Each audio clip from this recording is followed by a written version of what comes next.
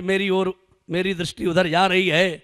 स्वामी जी मेरे अध्यक्ष हैं और अध्यक्ष जो बात कह दें उनकी सफाई देना हम लोगों का कर्तव्य बन जाता है। यहाँ सभी शिव स्वरूप बैठे हुए हैं, बाबा के सब अंडरटेकिंग में हम लोग हैं। बाबा ही शिव हैं और शिव ही बाबा हैं। मानस में शिव जी ने भी चोरी स्वीकार की, इसीलिए शायद अध्यक्ष महोदय के मुख से चोरी का वर्ड निकला। चोरी बड़ी अच्छी बात है, चोरी कोई खराब चीज नहीं है।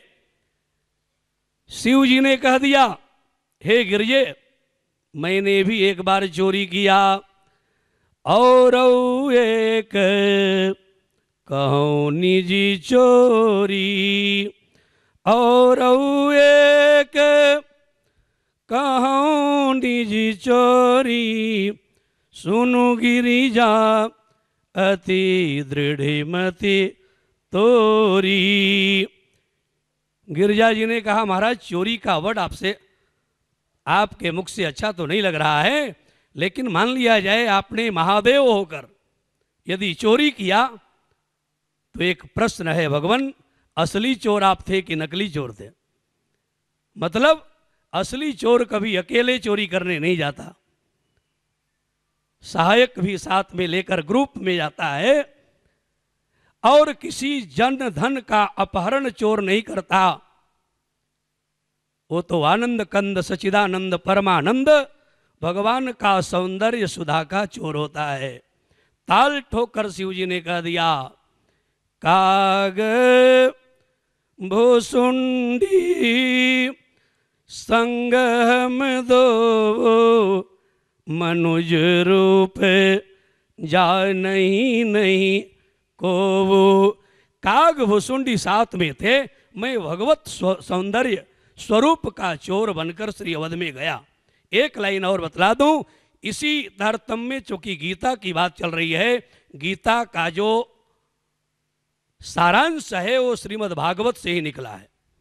श्रीमद् भागवत में लीला पुरुषोत्तम आनंद कंद सचिदानंद बांके बिहारी भगवान श्री कृष्ण जी ने भी अपने आप को चोर साबित कर दिया। भागवतकार ने कहा भगवान श्री कृष्ण चोरों में अग्रगण्य चोर हैं, चोरों के सरदार हैं। उन्होंने चोरी क्या किया?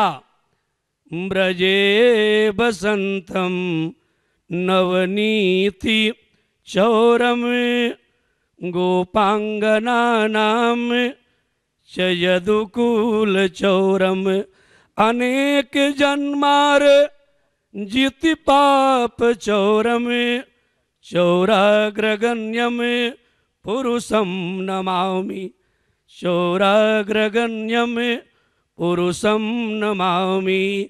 चोरों में अग्रगण्य आनंद कंद सचिदानंद बांके बिहारी भगवान श्री कृष्ण है।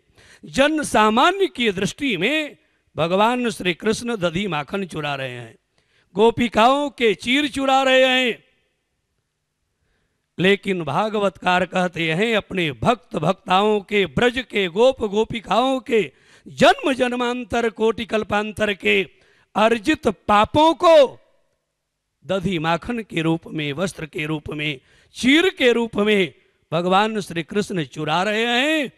अनेक जन्मार्जित पाप चौरम, इसलिए चौराग्रगण्यम पुरुषम नमामि। मैं निवेदन कर दूं, समर्पण की बड़ी सुंदर बात स्वामी जी ने कही।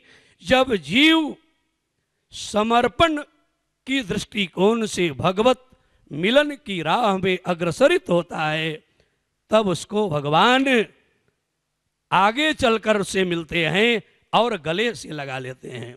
मुँह थे ज्वाला प्रसाद रामायण में श्री ज्वाला प्रसाद जी ने लिखा, मुँह थे मिलन भगवान की विरध, भगवान का कथन। मुँह थे मिलन हेतु जब प्राणी धरे एक पग आगे, तासो मिलन हेतु मैं धावऊं कोटिन पग अनुरागे। करोड़ों पैर में आगे चलकर मिलता हूँ। 1 मिनट और रह गया है, बहन जी का संकेत मैं समझ रहा हूँ, समय अभाव है, आगे की संचालक के सामने मजबूरियां होती है। समर्पण, जब तक द्रौपदी ने अपने आप को समर्पण की दृष्टिकोण से भगवान की पुकार नहीं की, तब तक भगवान सभा में नहीं आए, वस्त्रावतार के रूप में नहीं आए। जब तक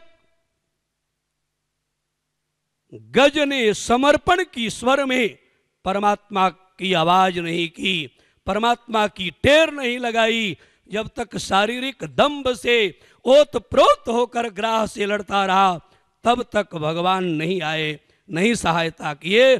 लेकिन भगवान जब समर्पण की दृष्टिकोण में अपने आप को आंक लेता है और प्रभु श्री चरणारविंद का चिंतन करता है, तब भगवान उसकी सहायता करते हैं।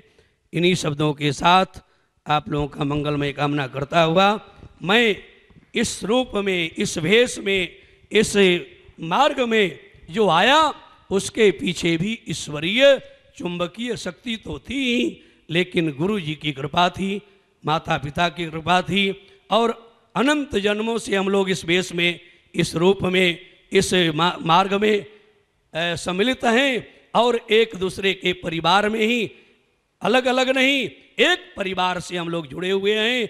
इसलिए यहाँ भी एक साथ हैं, जहाँ भी रहेंगे वहाँ सब भाई बहन सहित जहाँ संत सब जाई।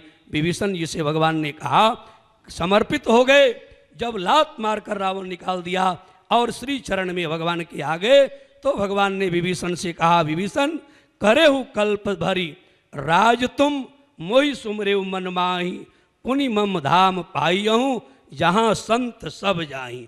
आप सब संत हैं और संत एक राह में सब चलते हैं, एक उनकी ध्येय होती है, एक गेय होती है, एक संस्कृति होती है भगवत मिलन की। हम सब एक राह की राही हैं, जो भगवान तक पहुँचने का साधन हम लोगों को शिव बाबा के सानिध्य से मार्गदर्शन और अवलंब और प्रकाश मिलेगा। धन्यवाद, बहुत बहुत शुभकामनाओं सहित ओम शांति।